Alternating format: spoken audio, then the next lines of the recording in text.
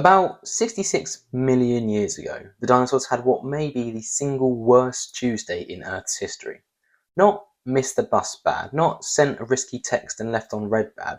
I'm talking an actual mountain from space punched the planet in the face bad. And the crazy part? For over 150 million years, dinosaurs were absolutely dominating the Earth.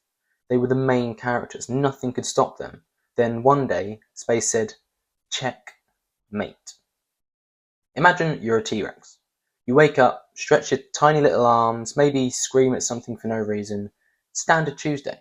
Everything's great. You're at the top of the food chain, nothing hunts you, you weigh 7 tons, your head is the size of a bathtub. Honestly, unmatched confidence levels. And then suddenly, there's a weird bright light in the sky. Now, normally, if you're a dinosaur, this is not ideal, because the last time something bright showed up unexpectedly, it was lightning and Greg the Triceratops exploded. But this was different.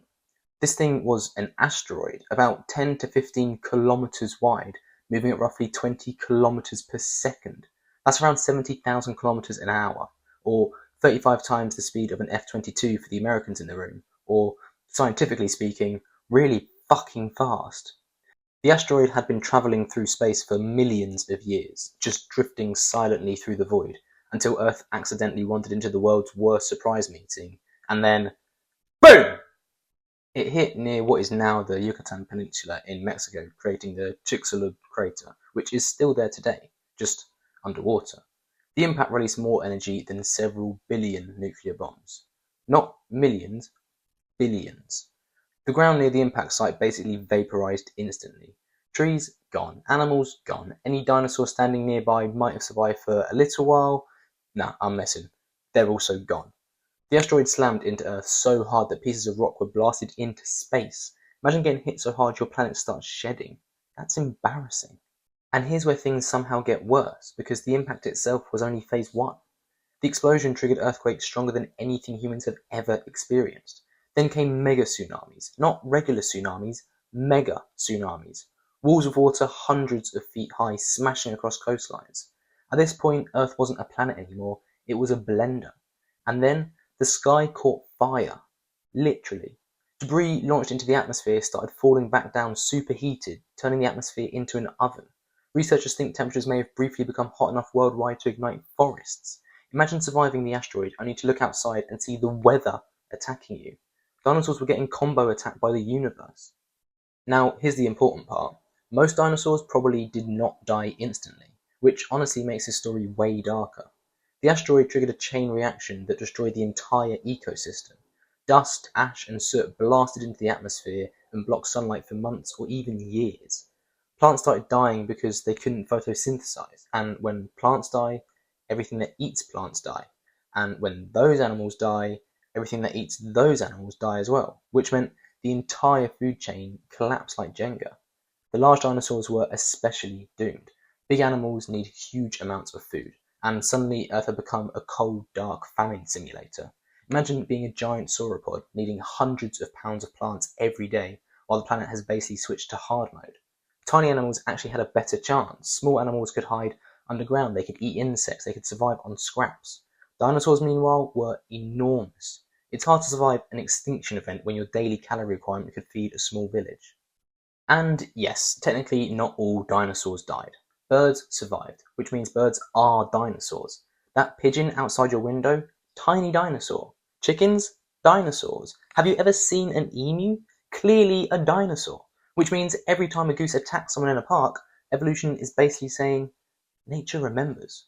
Honestly, geese feel exactly like dinosaurs should. Aggressive, loud, emotionally unstable. It all makes sense. Now, for a long time, scientists weren't fully sure what killed the dinosaurs. People had theories. There was volcanoes, climate change, disease. At one point, the scientific explanation was basically maybe they just had a rough time. Then, in the 1980s, scientists discovered a thin layer of iridium all around the world dating to the same period. Iridium is rare on Earth, but it's common in asteroids, which is essentially the universe leaving fingerprints at the crime scene. Then scientists discovered the Chicxulub crater, and then suddenly the case became very obvious. It's hard to argue with a 180-kilometer wide hole in the planet. That's not subtle, that's cosmic vandalism. And the timing was unbelievably unlucky.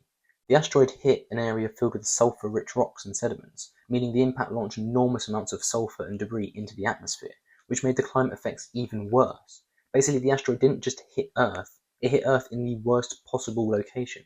That's like dropping your phone and it somehow goes straight down the slit in the drain. Statistically impressive, but emotionally devastating. Now, here's the really creepy thought. Asteroids still hit Earth all the time, usually tiny ones, and most burn up harmlessly in the atmosphere, but large asteroid impacts are still possible, which is why scientists actively track near-Earth objects today.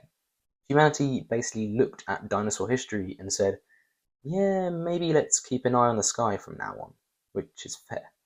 NASA even tests planetary defense systems now, which sounds cool until you realize the dinosaurs would have loved literally any defense system. An alarm, a bunker, a guy with binoculars. Maybe don't give that job to Rexy over there, but anything would have helped. And instead, they got absolutely blindsided by astronomy. And honestly, the dinosaurs were victim of timing more than anything else. They weren't failures, they ruled Earth for longer than humans have existed. Humans have been around for roughly 300,000 years. Dinosaurs dominated for over 150 million years. That's absurd. If Earth's history was a 24-hour clock, humans show up seconds before midnight, whereas dinosaurs own the place for basically the entire movie, and then the universe cancelled the franchise. But weirdly, their extinction is also the reason we exist. After the dinosaurs disappeared, mammals had the opportunity to spread and evolve into larger forms, eventually leading to primates, then humans. So, in a strange way, your existence is connected to one extremely bad asteroid day, which means every awkward job interview, every cringe text, every failed situationship, every dump, all of it traces back to a giant space rock. That's the butterfly effect. Except instead of butterfly wings, it's planetary assault. And the dinosaurs never even saw it coming. One minute they were dominating Earth, the next the sky turned into an active war crime. No enemy, no warning, no escape plan, just pure cosmic bad luck. Which is why dinosaurs didn't have just a bad day, they had the bad day. The undefeated heavyweight champion of terrible afternoons. And the ironic part? The asteroid ended the age of giant, terrifying reptiles, only for millions of years later humanity to still fear geese. So really, did the dinosaurs ever truly leave?